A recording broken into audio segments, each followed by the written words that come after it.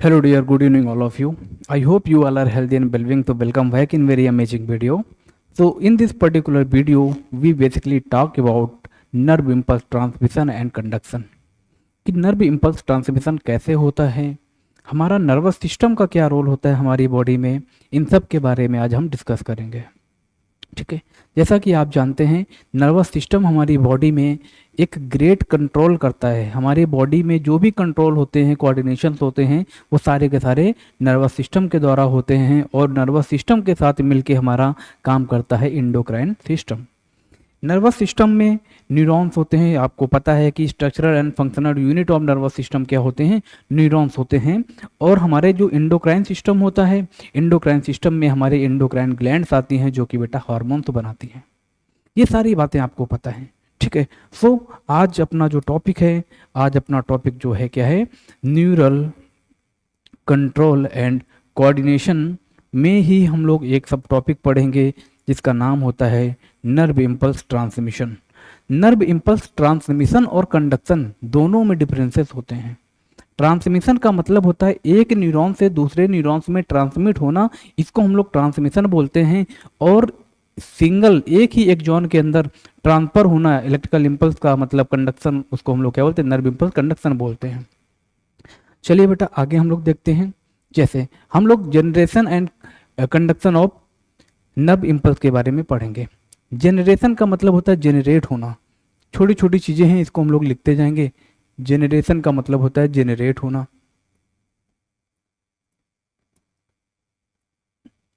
Generate होना, यहाँ पे क्या जेनरेट हो रहा है, नर्व इम्पल्स। ठीक है, इम्पल्स मतलब एक वेव के फॉर्म में इम्पल्स जनरेट होती है। कंडक्शन का मतलब होता है ट्रांसफर होना। ठीक है, जैसे कंडक्शन हो रहा है नर्व इम्पल्स का, जैसे ये हमारा क्या हो गया, हमने ऐसे बनाया बेटा, ये न्यूरॉन्स, न्यूरॉन्स का स्ट्रक्चर है ये।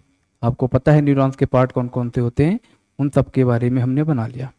ठीक है, उन सब का हमने स्ट्रक्चर बना लिया, न्यूरॉन्स का स्ट्रक्चर बना लिया। ये जो हमने बनाया, ये बनाए हमने क्या, ये बनाए हमने डेंड्राइट्स। ये क्या बनाए, डेंड्राइट्स बनाया। और ये जो मैंने लॉन्ग फाइबर बनाया, इसको हमने बनाया एक्सॉन। एक्सॉन में क्या होता है, एक्सॉन टर्मिनल होते हैं, ये बात आपको पता है। एक्सॉन टर्मिनल में क्या होते हैं, सिनेप्टिक नोब होते हैं। इसी को हम लोग सिनेप्टिक बटन के भी नाम से जानते हैं। ये हमारा हो गया सेल बॉडी। यहाँ से ये जो ब्रांचेज निकलते हैं, इनको हम लोग क्या बोलते हैं, डेंड्राइट्स बोलते हैं। डेंड्राइट्स जो होते हैं डेंड्रॉन की ब्रांचेज होते हैं। अब यहाँ पे जो नर्व इम्पल्स, यहाँ पे जो सिग्नल आ रहा है, इसको हम लोग कंडक्शन बोलते हैं। इसको हम लोग क्या बोलेंगे, conduction. Conduction of nerve impulse, conduction of nerve impulse, nerve impulse, इसको हम लोग बोलेंगे कंडक्शन।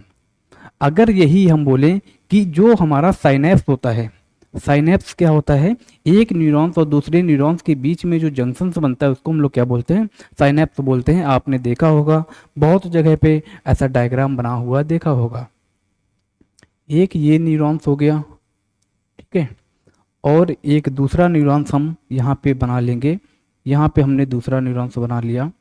ये जो न्यूरॉन्स बनाया, ठीक है, इनके बीच में ये जो जगह होती है, इनके बीच में ये जो बेटा जगह है, इसको हम लोग बोलते हैं साइनेप्टिक क्लेफ्ट। क्या बोलते हैं, साइनेप्टिक क्लेफ्ट, साइनेप्टिक क्लेफ्ट बोलते हैं। ठीक है, साइनेप्टिक क्लेफ्ट बोलते हैं। इसको हम लोग क्या बोलते हैं, ये न्यूरॉन्स, न्यूरॉन्स वन, ठीक है, न्यूरॉन्स फर्स्ट और न्यूरॉन्स सेकंड, ये न्यूरॉन्स सेकंड, ये जो मेम्ब्रेन है, इसको हम लोग बोलते हैं pre synaptic membrane. Pre synaptic, pre synaptic membrane, ये प्री सिनेप्टिक मेम्ब्रेन होती है। और इसको हम लोग क्या बोलते हैं, post synaptic membrane, post synaptic membrane, post synaptic membrane होती है। ठीक है, pre synaptic membrane, post synaptic membrane होती है। और ये बीच में जो जगह है, इसको सिनेप्टिक क्लेफ्ट बोलते हैं। और इस पूरी चीज को, है ना, इस पूरी चीज को यहाँ से इस न्यूरॉन्स की pre synaptic post synaptic membrane को मिला के हम लोग क्या बोलते हैं, साइनेप्स बोलते हैं। क्या बोलते हैं बेटा, साइनेप्स बोलते हैं। साइनेप्स का मतलब होता है जंक्शन। साइनेप्स का मतलब क्या होता है, जंक्शन। हम लोग यहाँ पे ऐसे लिख लेंगे, साइनेप्स, साइनेप्स, ठीक है। साइनेप्स में क्या क्या आता है, प्री सिनेप्टिक मेम्ब्रेन्स आती है, प्री सिनेप्टिक मेम्ब्रेन जो होती है ये एक न्यूरॉन की होती है जिसका नाम होता है प्री सिनेप्टिक मेम्ब्रेन जो होती है ये बेसिकली कहाँ से बनेगी, एक्सॉन वाले से बनेगी, ठीक है, एक्सॉन टर्मिनल से जो बनेगा। उसके बाद क्या होता है, सिनेप्टिक क्लेफ्ट होता है,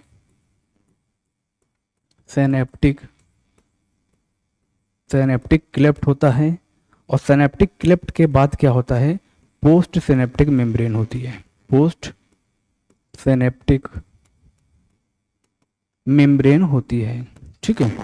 पोस्ट सिनेप्टिक मेम्ब्रेन बेटा कहाँ से बनेगी, पोस्ट सिनेप्टिक जो मेम्ब्रेन है ये बनेगी दूसरे जो न्यूरॉन्स है उसके डेंड्राइट से, उसके डेंड्राइट से बनेगी, ठीक है, उसके डेंड्राइट से बनेगी। तो ऐसे साइनेप्स को जहाँ पे एक न्यूरॉन्स का एक्सॉन टर्मिनल और दूसरे न्यूरॉन्स का डेंड्राइट्स पार्टिसिपेट करता है उसको हम लोग साइनेप्स को बोलते हैं एक्सोडेंड्रेटिक साइनेप्स। क्या बोलते हैं, डेंड्राइटिक साइनेप्स, ठीक है, साइनेप्स बोलते हैं। अब आगे क्या होता है, यहाँ पे एक्सॉन टर्मिनल्स में यहाँ पे क्या होते हैं, सिनेप्टिक वेसिकल्स होते हैं। इसके अंदर ये क्या है, एक्सॉन टर्मिनल हो गया, एक्सॉन टर्मिनल हो गया, एक्सॉन टर्मिनल हो गया। इसको हम लोग सिनेप्टिक नोब बोलते हैं, इसको हम लोग बोलते हैं सिनेप्टिक नोब, सिनेप्टिक नोब। इसी का दूसरा नाम होता है synaptic button, synaptic button, button मतलब बल्ब लाइक स्ट्रक्चर, ठीक है।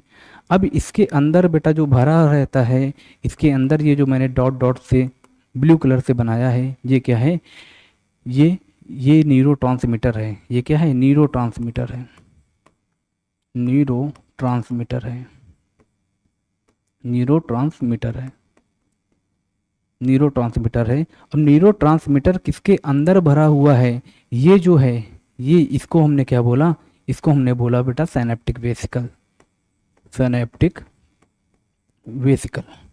ये क्या है, सिनेप्टिक वेसिकल्स होती है जो न्यूरोट्रांसमीटर को भर के रखती है। आई होप ये समझ आया होगा, ये बेसिक चीज़ें थी, ठीक है। अब हम कुछ चीज़ें पढ़ेंगे आगे, आगे हम ये क्या है इसको भी लेबल कर लो, इसको हम लोग सेल बॉडी बोलते हैं, सेल बॉडी बोलते हैं। इसी का दूसरा नाम सोमा होता है, इसी का दूसरा नाम पेरी कैरियन होता है, पेरी कैरियन होता है। इसी को हम लोग सेल बॉडी बोलते हैं। यहाँ से ये जो ब्रांच निकली हैं इसको हम लोग डेंड्रॉन बोलते हैं, इसको क्या बोलते हैं, डेंड्रॉन बोलते हैं। डेंड्रॉन से और फर्दर ब्रांचेज जो हैं इसको हम लोग डेंड्राइट्स बोलते हैं, ठीक है। तो ये सारी की सारी चीज़ें आपको पता होना चाहिए। यहाँ पे सेल ऑर्गेनल्स होते हैं, राइबोसोम्स वगैरह होते हैं, ठीक है, RER होता है, फ्री राइबोसोम्स होते हैं जो कि नेसल्स ग्रेन्यूल्स बनाते हैं। ये सारे के सारे स्ट्रक्चर होते हैं इसमें। अब बेसिकली क्या है, यहाँ पे नर्व इम्पल्स के ट्रांसमिशन की बात करने से पहले हम कुछ चीज़ें आपको बताना चाहते हैं कि यहाँ पे जो नर्वस सिस्टम होता है, यहाँ पे न्यूरॉन्स जो होते हैं, neurons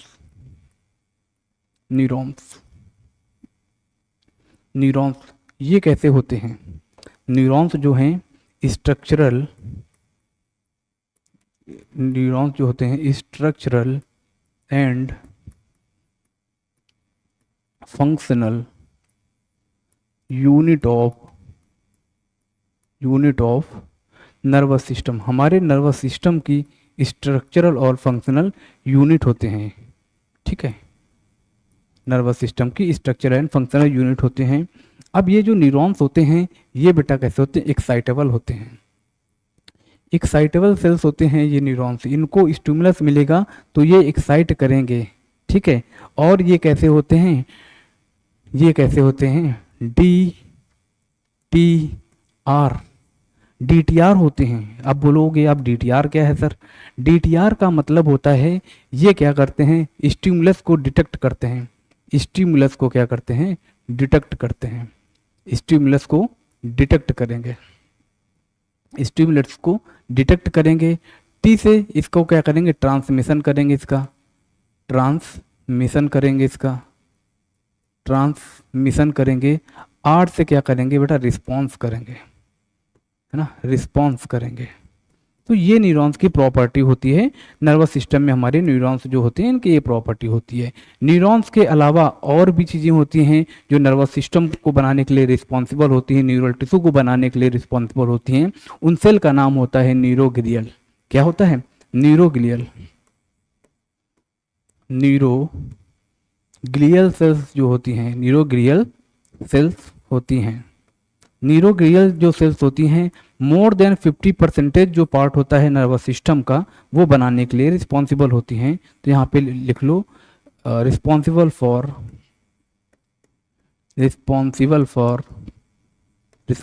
for protection of neurons,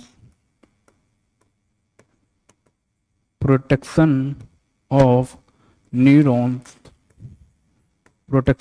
neurons and make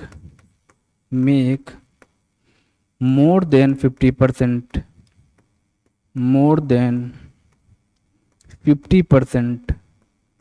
volume of neural tissue.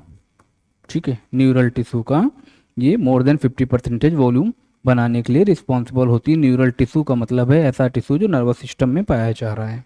ठीक है, अलग अलग टाइप की बेटा ये न्यूरोग्लियल सेल्स होती हैं, जैसे सॉन सेल, जैसे सॉन सेल हो गई। ठीक है, ओलिगोडेंड्रोसाइट्स हो गई, ओलिगोडेंड्रोसाइट्स हो गई। ठीक है, माइक्रोग्लियल सेल हो गई, माइक्रोग्लियल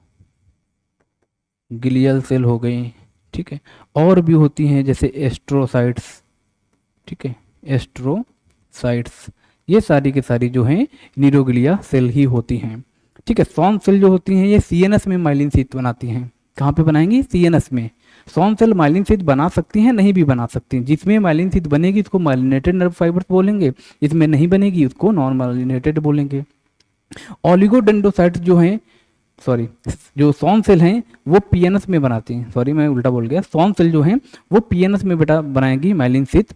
ठीक है, और जो ओलिगोडेंड्रोसाइट्स होती हैं वो सीएनएस में बनाते हैं। जो एनसीईआरटी में डायग्राम दे रखा है न्यूरॉन्स का वो क्या है, वो पीएनएस का है, सॉन सेल वहाँ पे पाई जाती है। ठीक है, चलो अब क्या है यहाँ पे हम लोग आगे देखते हैं कि ये जो नर्व इम्पल्स ट्रांसमिशन होता है ये कैसे होगा। ठीक है, हमने बताया न्यूरॉन्स क्या करते हैं, इम्पल्स को रिसीव करते हैं, डिटेक्ट करते हैं और ट्रांसमिट करते हैं। तो अभी हमने जो एक्सॉन बनाया था, एक एक्सॉन बनाया था। ठीक है, अब हम क्या करेंगे, एक हम लोग बनाएंगे स्ट्रक्चर। ठीक है, एक हम लोग बेटा बनाते हैं राउंड सा स्ट्रक्चर बनाते हैं। ठीक है, चलो मैं ऐसे बना देता हूँ। ये हमने बनाया जो सेल बॉडी। ठीक है, ये क्या बनाया हमने, सेल बॉडी बनाया, ये सेल बॉडी है।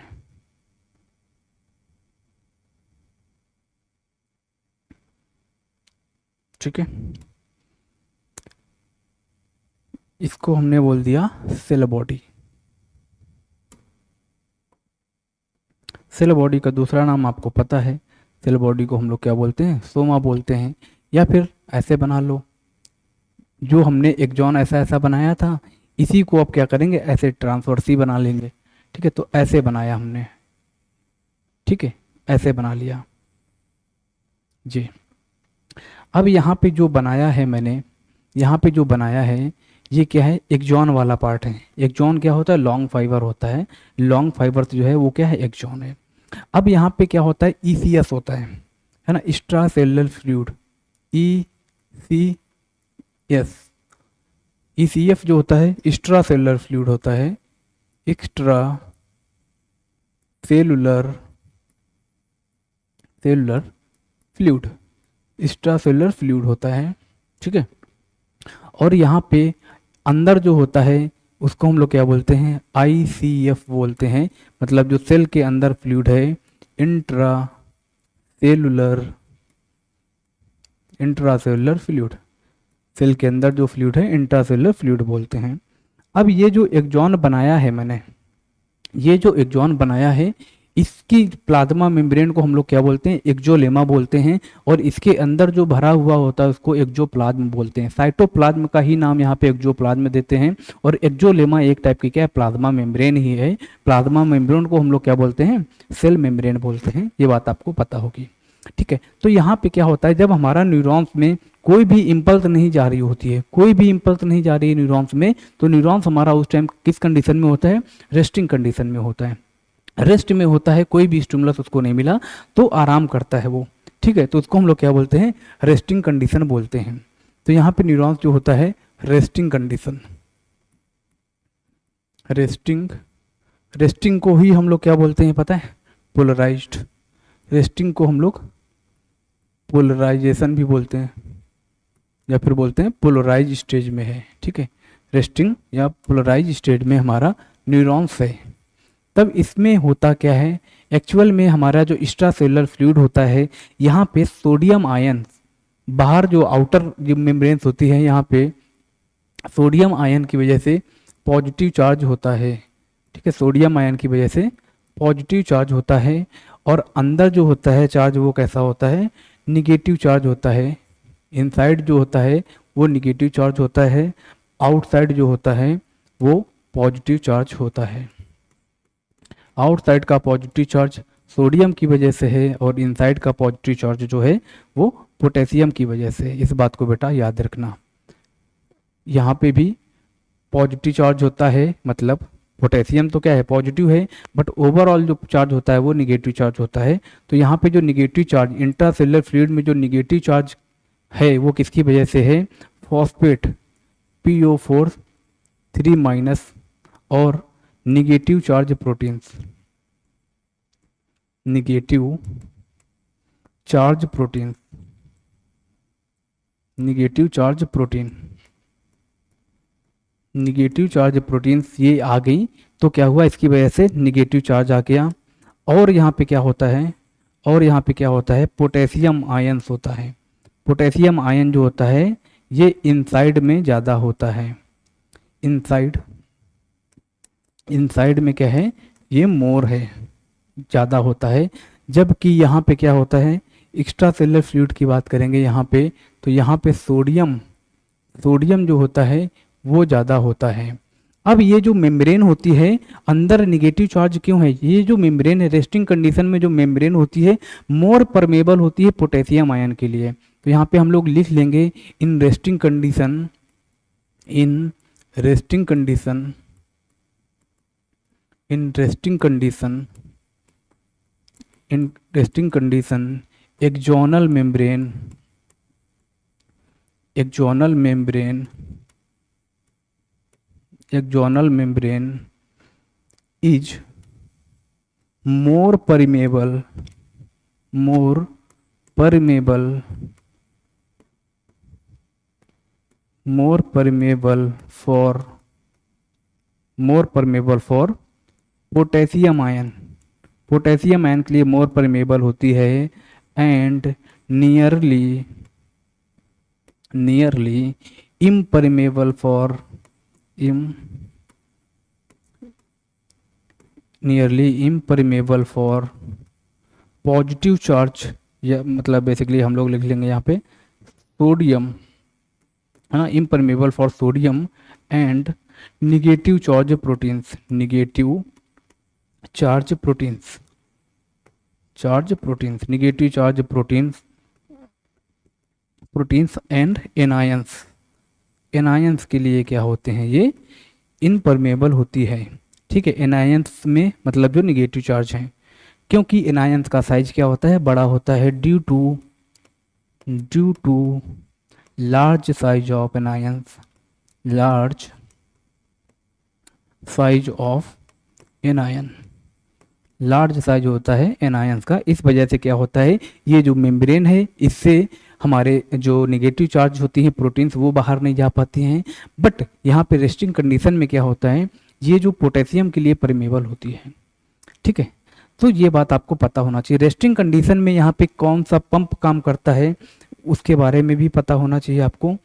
तो यहाँ पे हम लोग लिख लेंगे in resting condition, in resting condition, in resting condition, in resting condition sodium, sodium potassium ATPase pump काम करता है बेटा। एटीपेज पंप, एटीपेज पंप काम करता है। अब सोडियम पोटेशियम जो एटीपेज पंप है ये पंप कैसा होता है, अब एटीपी की बात कर लिए तो यहाँ पे एक्टिव पंप है। ये कैसा है, एक्टिव पंप होता है। यहाँ पे एटीपी यूज होगी, क्या होगी, एटीपी यूज होंगी। एटीपी को हम लोग क्या बोलते हैं, एनर्जी करेंसी बोलते हैं। एटीपी यहाँ पे यूज होगी।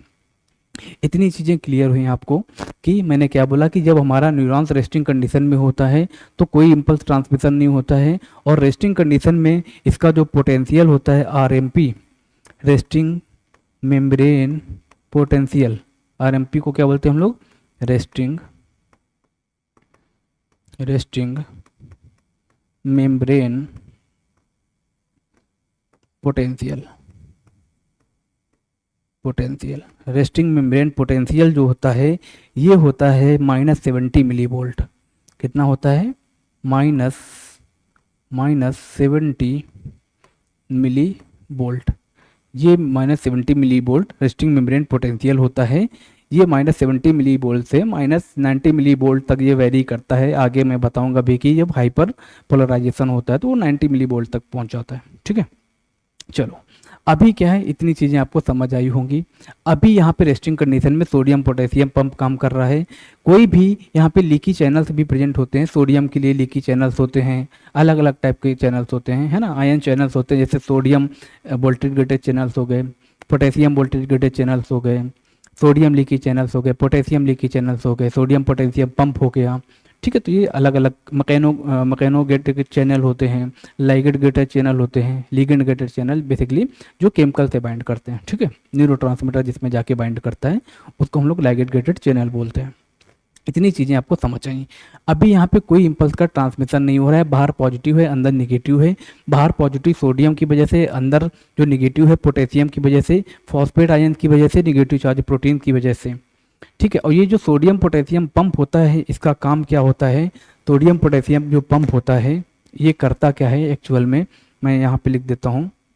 ये जो पंप होता है टू सोडियम टू पोटेशियम को क्या करता है,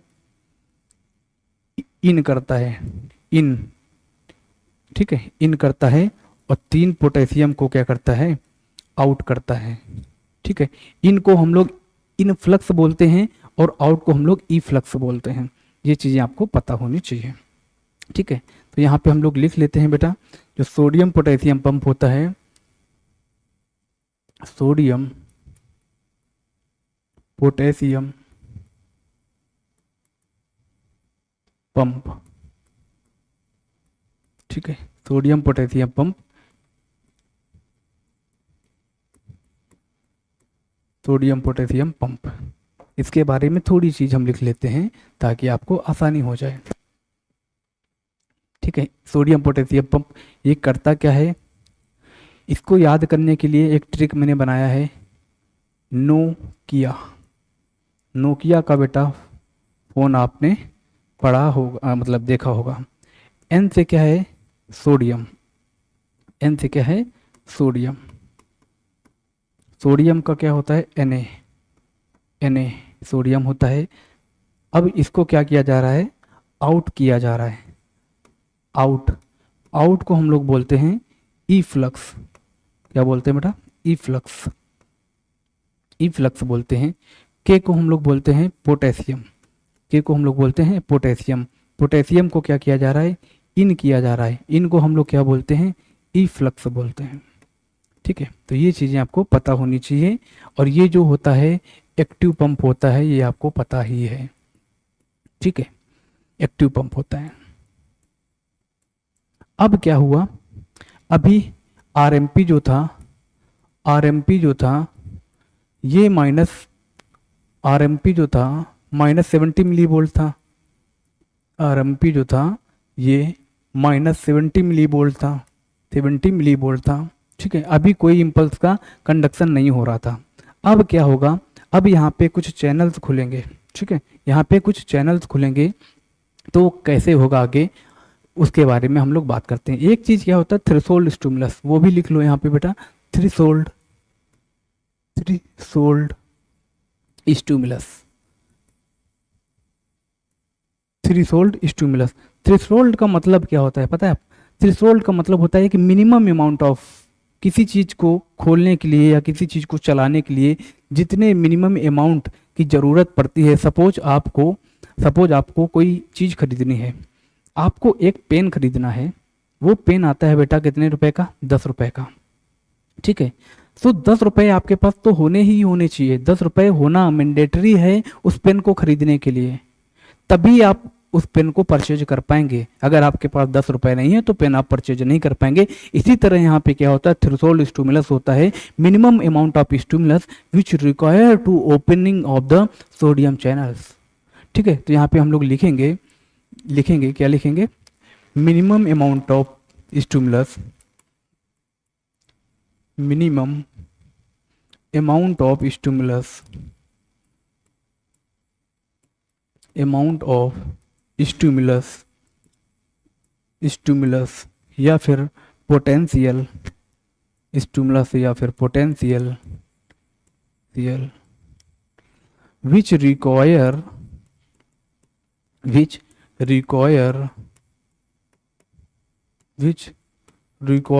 टू ओपनिंग ऑफ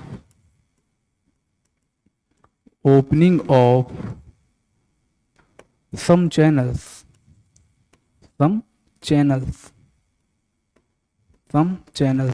यहाँ पे बेसिकली चैनल्स की बात कर लेंगे।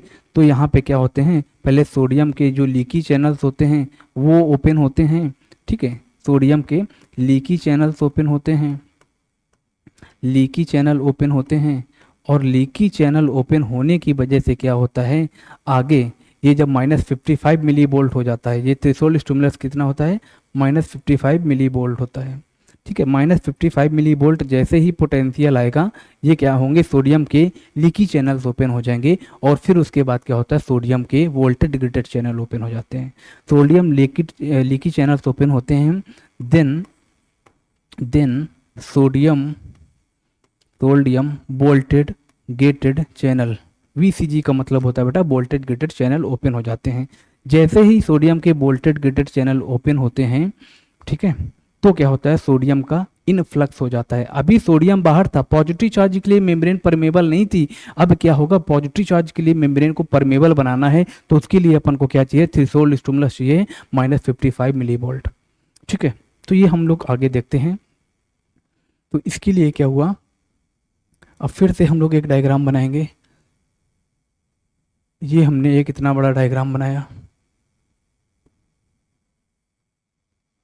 ठीक है, अब यहाँ पे हमने क्या किया, बाहर अभी तक कैसा था, अब ये इस कंडीशन को हम लोग क्या बोलेंगे, डीपोलराइजेशन बोलेंगे।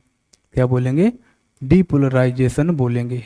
डीपोलराइजेशन में हुआ क्या बेटा, डीपोलराइजेशन में हुआ क्या, सोडियम वोल्टेज गेटेड, पूरा मैं लिख देता हूँ आपको कन्फ्यूजन ना हो, सोडियम वोल्टेज गेटेड चैनल जो थे, सोडियम वोल्टेज गेटेड जो चैनल थे, ये ओपन हुए।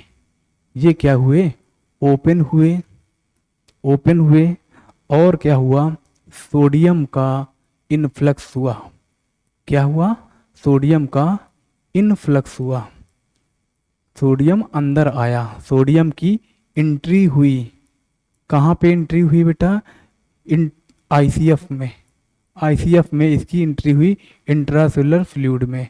कहाँ पे, ICF बोले तो इंट्रा सेलुलर फ्लूइड में, इंट्रा सेलुलर फ्लूइड में इसकी एंट्री हुई। ठीक है, तो ये कॉन्सेप्ट होता है। अब यहाँ पे क्या हुआ, जैसे ही यहाँ पे सोडियम चैनल ओपन हुए, ठीक है, सोडियम चैनल ओपन हुए, यहाँ पे सोडियम चैनल हमने बना लिया। ठीक है, यहाँ पे सोडियम चैनल बना लिए हमने। अब ये जो सोडियम चैनल हैं, ठीक है, ये कैसे हैं, वोल्टेज गेटेड चैनल हैं। ठीक है, ये एक थ्रेशोल्ड स्टिमुलस के बाद ही ओपन हुए हैं। ठीक है, sodium channel voltage gated channel है। अब यहाँ से क्या होगा, सोडियम अंदर आ जाएगा, सोडियम अंदर आ गया, बहुत सारा सोडियम इसके अंदर आ जाएगा, बहुत सारा सोडियम इसके अंदर आ जाएगा। तो यहाँ पे जैसे ही डीपोलराइजेशन हुआ, जो डीपोलराइजेशन हुआ, डीपोलराइजेशन जो हुआ यहाँ पे, ये कब हुआ है उसके बारे में मैं आपको जरा सा एक बात बताता हूँ। डीपोलराइजेशन कब हुआ, जब एक्शन पोटेंशियल +30 मिलीवोल्ट हो गया। इसी को हम लोग क्या बोलेंगे, एक्शन पोटेंशियल बोलेंगे, +30 मिलीवोल्ट। ठीक है, ये थ्रेशोल्ड के बाद हुआ। इसमें क्या हुए, जैसे ही +55, जैसे -55 मिलीवोल्ट आया था, -55 मिलीवोल्ट आया था, इसमें क्या हुए थे, सोडियम के चैनल जो थे ओपन हो गए थे। ठीक है, सोडियम चैनल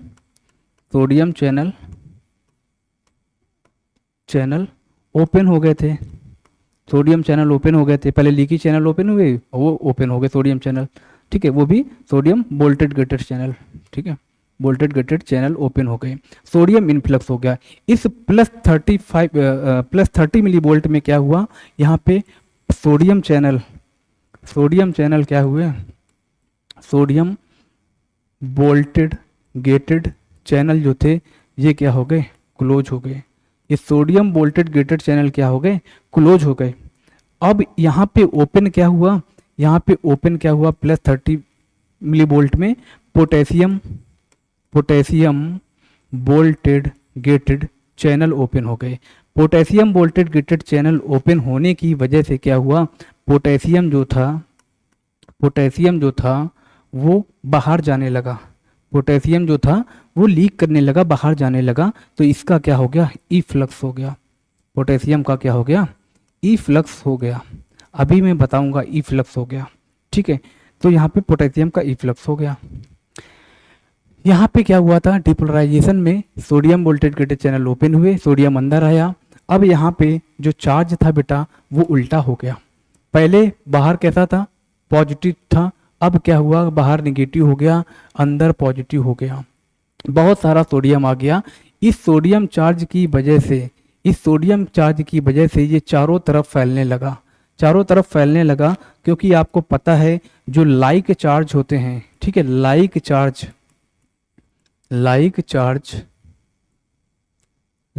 चार्ज जो होते हैं वो रिपेल करते हैं। ठीक है, लाइक चार्ज जो होते हैं रिपेल करते हैं, मतलब दूर दूर भागेंगे, जिसकी वजह से क्या होता है, एक इलेक्ट्रोटॉनिक स्प्रेड होता है, इलेक्ट्रोटॉनिक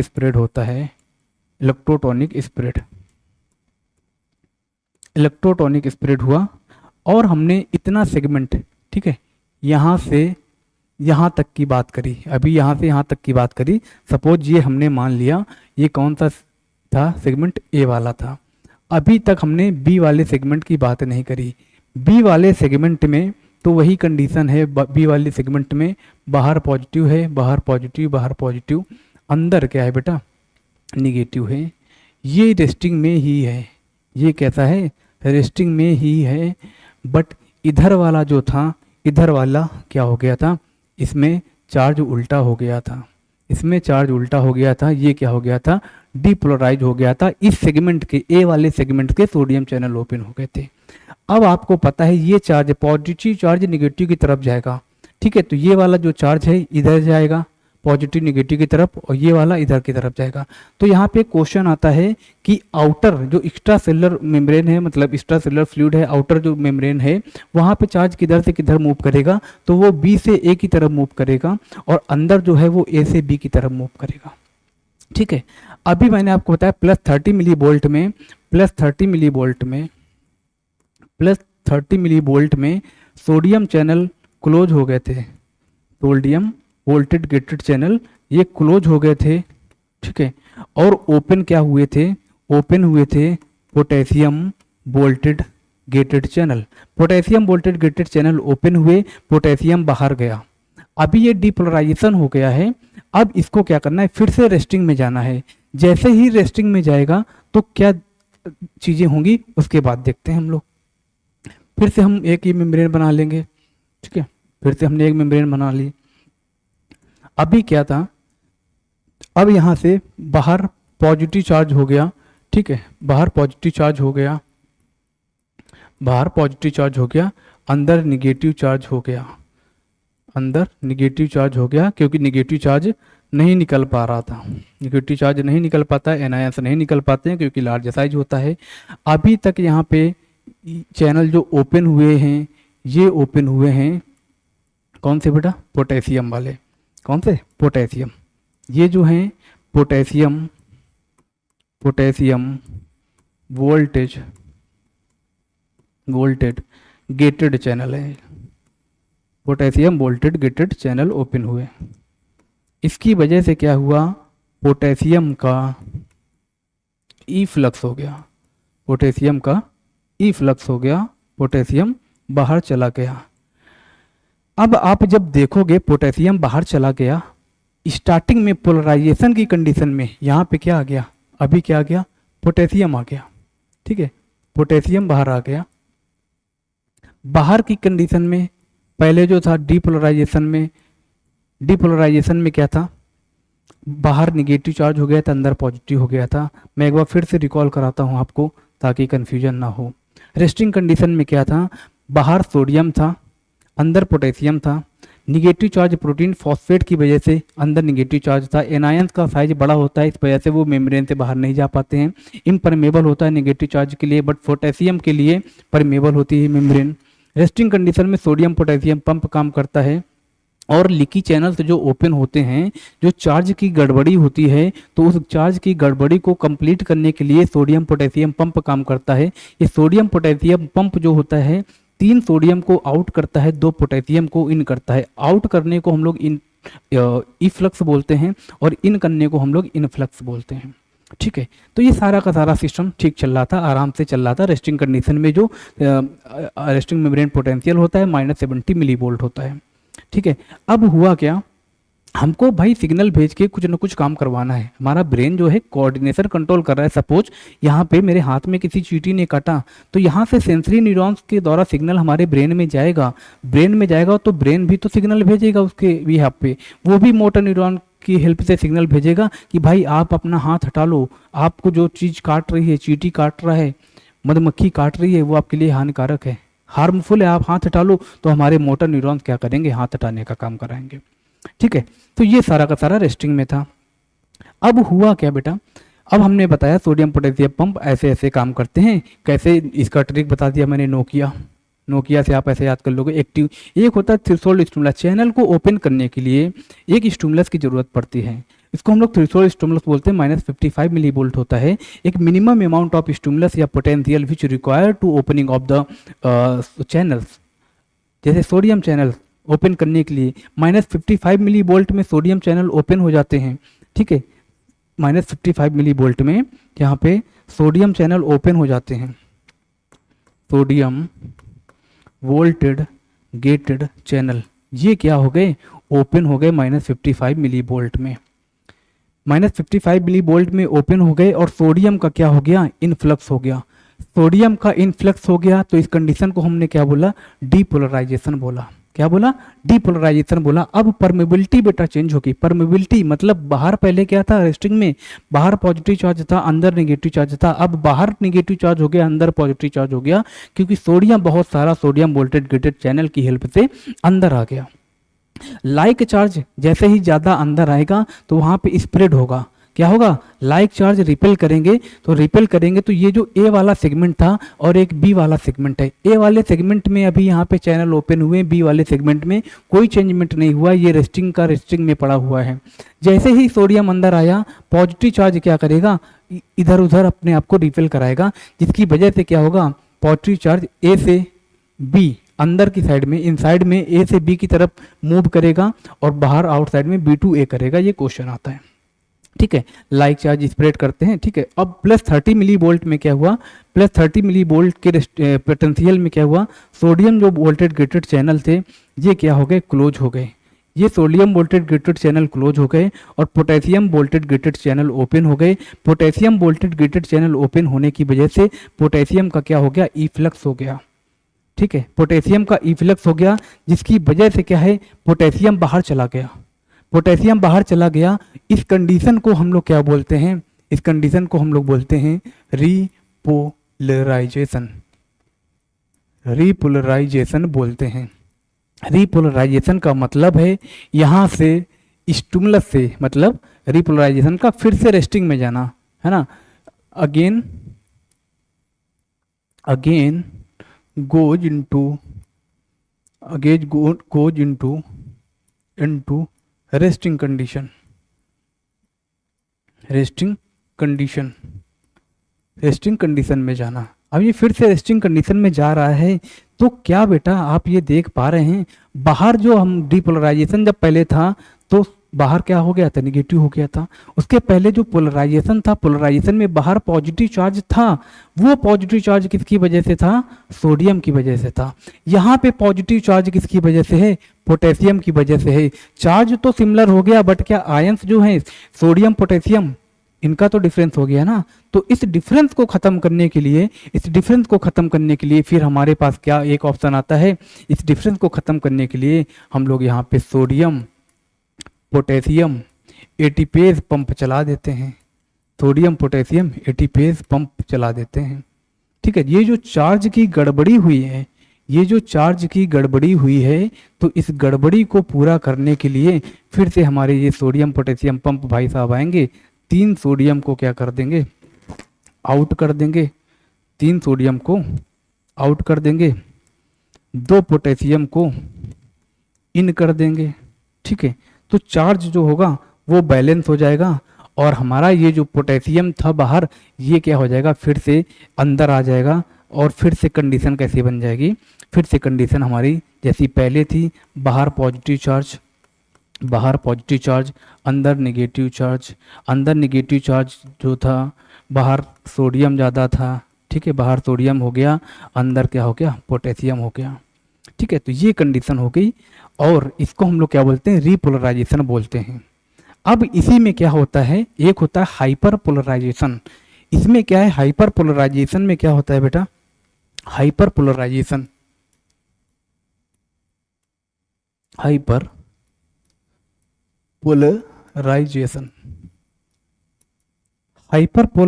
में क्या होता है कि जब यहाँ पे रीपोलराइजेशन हो रहा होता है, तो यहाँ पे पोटेशियम के जो पोटेशियम वोल्टेज गेटेड चैनल होते हैं, ये ज़्यादा देर के लिए ओपन हो जाते हैं, ज़्यादा देर के लिए खुले रहते हैं, ठीक है। तो यहाँ पे लिख लेंगे हम लोग potassium voltage gated channel opening for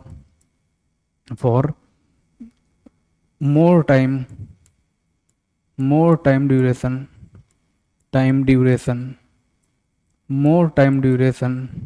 that's why inside potassium release into outside, inside वाला पोटेशियम बाहर चला जाएगा। that's why membrane potential become more negative,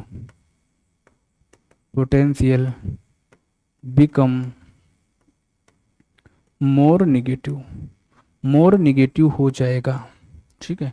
more negative हो जाएगा।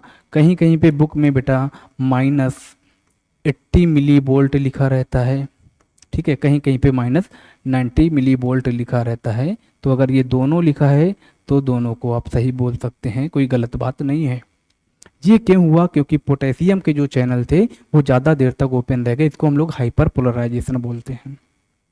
ये चीज़ें आपको समझ आई होंगी। अभी तक तो हमने पढ़ा कि नर्व इम्पल्स का ट्रांसमिशन कैसे हुआ, ठीक है, नर्व इम्पल्स का ट्रांसमिशन कैसे हुआ।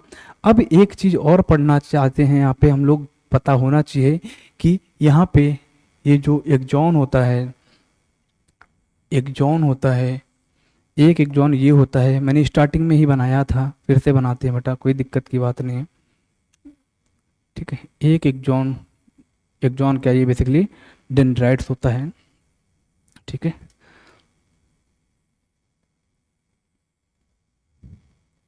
ठीक है, ये एक एक्सॉन हो गया, एक्सॉन का टर्मिनल हो गया, एक्सॉन का टर्मिनल हो गया, एक्सॉन टर्मिनल हो गया।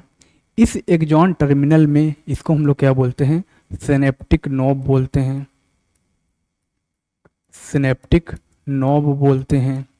इसी का दूसरा नाम होता है synaptic button, synaptic button, synaptic button होता है ये वाला। और इसी में इसके अंदर क्या होते हैं? वेसिकल्स लाइक स्ट्रक्चर प्रेजेंट होते हैं, ठीक है। इनको हम लोग क्या बोलते हैं? सिनेप्टिक वेसिकल्स बोलते हैं,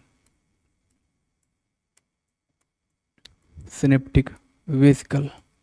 वेसिकल का मतलब छोटे छोटे सैक लाइक स्ट्रक्चर। अब इस सिनेप्टिक वेसिकल्स के अंदर क्या होता है? न्यूरोट्रांसमीटर भरा रहता है। रेड कलर से मैं जो डॉट बना रहा हूँ ये क्या है? न्यूरोट्रांसमीटर होते हैं। ये रेड कलर के क्या है? न्यूरोट्रांसमीटर होते हैं। और यहाँ पे इस जो मेम्ब्रेन होती है इसको हम लोग क्या बोलते हैं? प्री सिनेप्टिक, सिनेप्टिक मेम्ब्रेन बोलते हैं, ठीक है। प्री सिनेप्टिक मेम्ब्रेन कहाँ पे पाई जाएगी? प्री सिनेप्टिक न्यूरॉन्स पे, एक्सॉन टर्मिनल से बनी प्री सिनेप्टिक मेम्ब्रेन, ठीक है। इसमें जो होता है इसको हम लोग क्या बोलते हैं? Post synaptic, post synaptic, post synaptic membrane, इसको हम लोग बोलते हैं पोस्ट सिनेप्टिक मेम्ब्रेन। ये जो पोस्ट सिनेप्टिक मेम्ब्रेन बनी है ये दूसरे न्यूरॉन्स के डेंड्राइट से बनी है, ठीक है। ये डेंड्राइट से बनी हुई है, ठीक है, डेंड्राइट से बनी हुई है।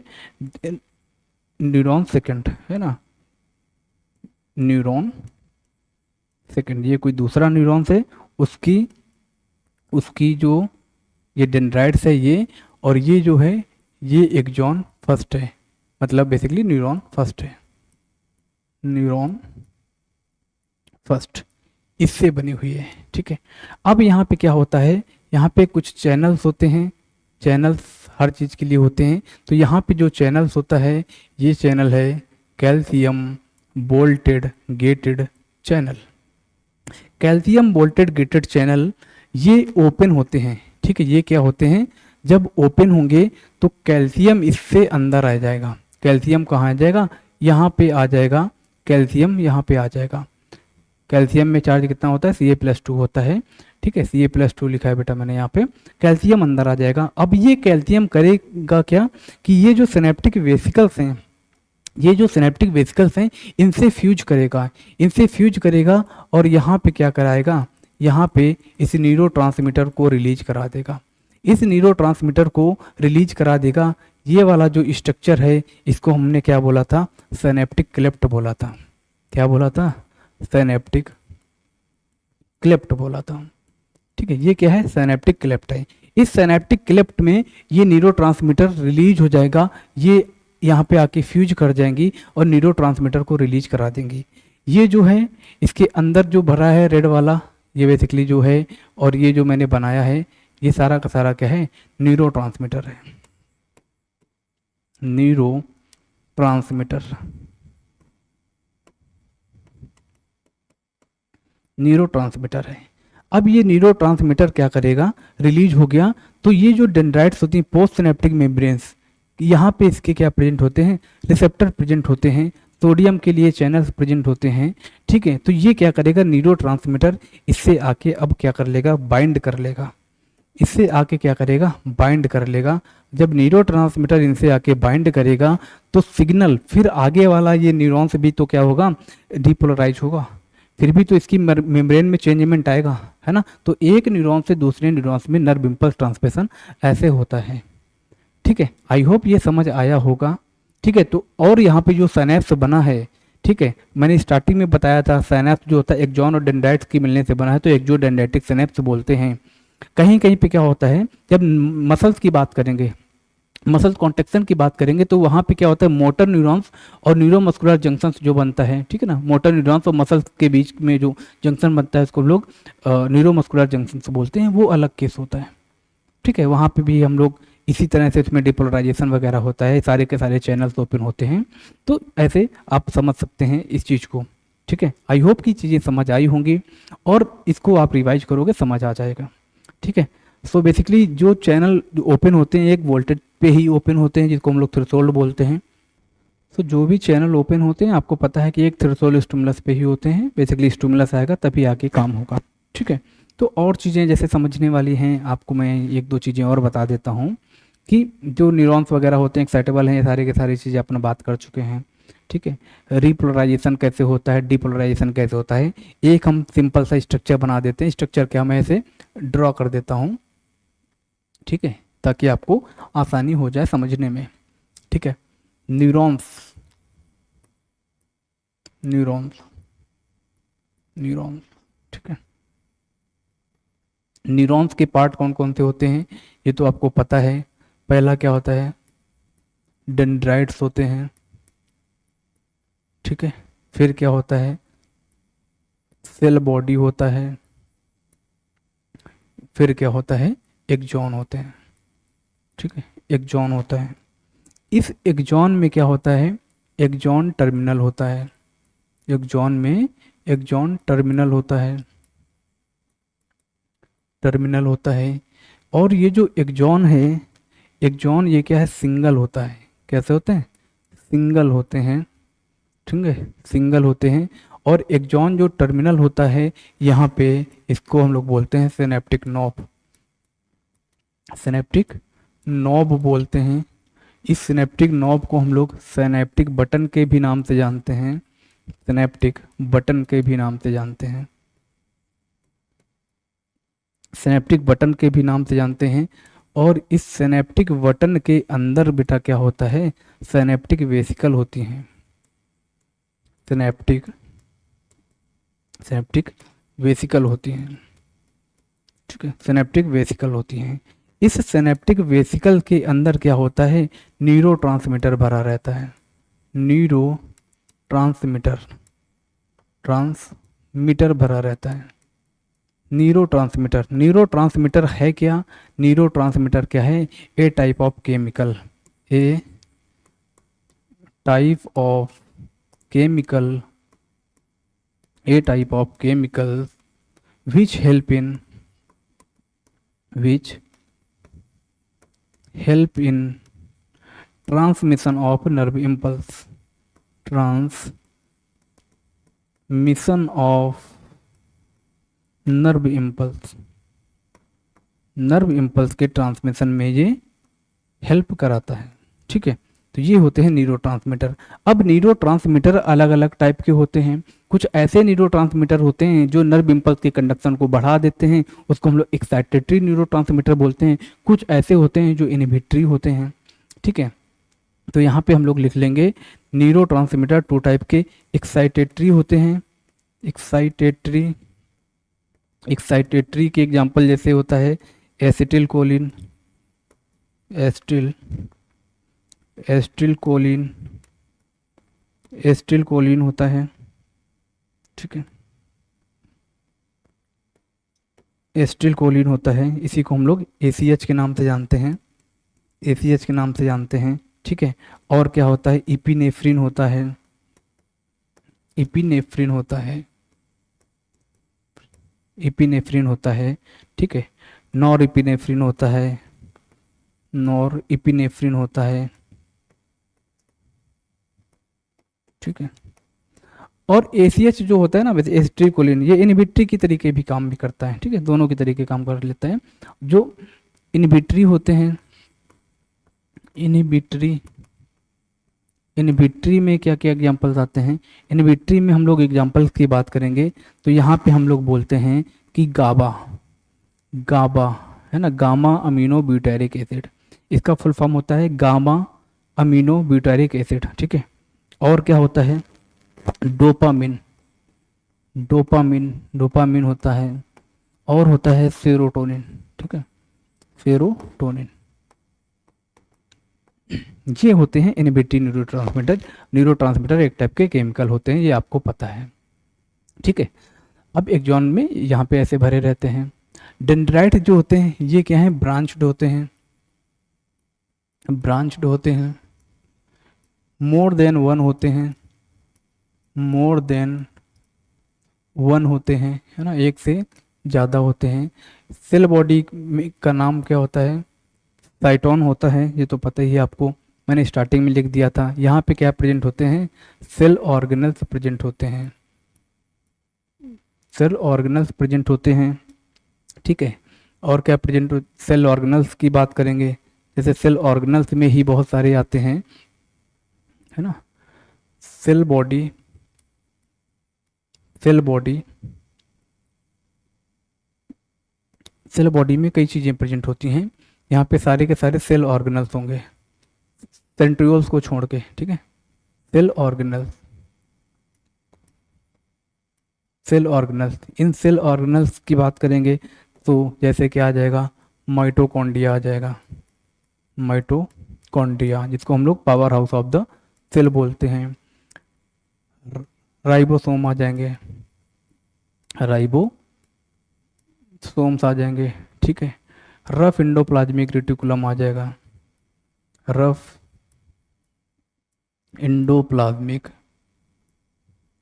प्लाज्मिक रेटिकुलम आ जाएगा, जिसको हम लोग RER के नाम से जानते हैं, RER, ठीक है। और क्या आ जाएगा? गोल्जी कॉम्प्लेक्स आ जाएगा, गोल्जी बॉडी, गोल्जी बॉडी लिख लो या फिर कॉम्प्लेक्स लिख लो, दोनों बात सेम है, ठीक है। अब यहाँ पे जो डेंड्राइट्स होता है, डेंड्राइट्स, डेंड्राइट्स, इस डेंड्राइट्स में क्या होते हैं? जैसे यहाँ पे RER, रफ इंडोप्लाज्मिक रेटिकुलम, और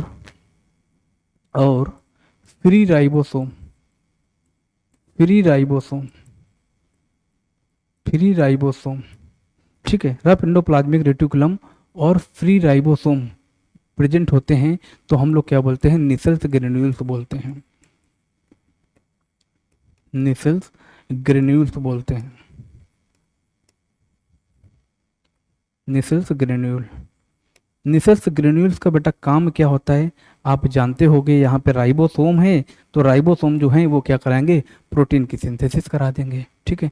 तो help in protein synthesis, help in protein synthesis, protein synthesis, ठीक है। तो ये एक्सॉन में निसेल्स ग्रेन्यूल्स नहीं पाए जाते हैं, डेंड्राइट्स में पाए जाते हैं और किस में पाए जाएंगे? सेल बॉडी में पाए जाते हैं, ठीक है। तो आई थिंक ये चीज़ें आपको समझ आई होंगी, ठीक है। और जैसे क्या होता है कि हाँ, जो सॉन सेल होती हैं, मैंने आपको बताया था, जो सॉन सेल होती हैं, सॉन सेल्स जो होती हैं, ठीक है, सॉन सेल में भी, मे और may not form myelin sheath, ठीक है, माइलिन शीथ। माइलिन शीथ जो होता है बेटा, लिपिड की लेयर होती है, ठीक है, लिपिड की लेयर होती है, ठीक है। तो ये माइलिन शीथ बना भी सकती हैं, जिसमें माइलिन शीथ होगा, ठीक है, जिसमें माइलिन शीथ होगा उसको हम लोग माइलिनेटेड नर्व फाइबर्स बोलेंगे, जिसमें नहीं होगा उसको नॉन माइलिनेटेड बोलेंगे। तो यहाँ पे हम लोग लिखेंगे कि form myelin sheath, form myelin sheath in PNS, किसमें? PNS, peripheral nervous system, peripheral nervous system में जो होता है यहाँ पे माइलिन शीथ का फॉर्मेशन होता है। पेरीफेरल को हम लोग पीएनएस के नाम से भी डिनोट करते हैं, ठीक है। अब जिसमें माइलिन शीथ बनेगी उसको माइलिनेटेड नर्व फाइबर्स बोलेंगे, जिसमें नहीं बनेगी उसको नॉन माइलिनेटेड बोलेंगे। और जो ओलिगोडेंड्रोसाइट्स होते हैं, ओलिगोडेंड्रोसाइट्स ये करते हैं फॉर्मेशन ऑफ माइलिन शीथ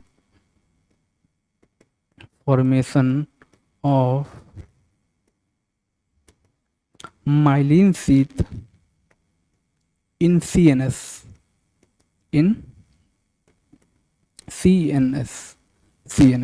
ठीक है। इसको हम लोग क्या बोलते हैं? सेंट्रल नर्वस सिस्टम बोलते हैं,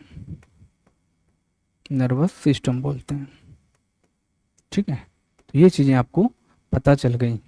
ये ओलिगोडेंड्रोसाइट ये सारे के सारे हैं क्या? ये सारे के सारे हमारे उसके ही पार्ट हैं बेटा, माइक्रोग्लियल सेल के, ठीक है। अब जैसे ये हमने स्ट्रक्चर बनाया था, तो यहाँ पे ये जो ऐसे बनाई गई सेल बनाई गई, इनको हम लोग क्या बोले? सॉन सेल बोल दिए, ठीक है। यहाँ पे माइलिन शीथ का फॉर्मेशन हुआ है। यहाँ पे जो है ये क्या है? सॉन सेल हैं। ये सॉन सेल बना दो, ये सॉन सेल बना दो, ठीक है।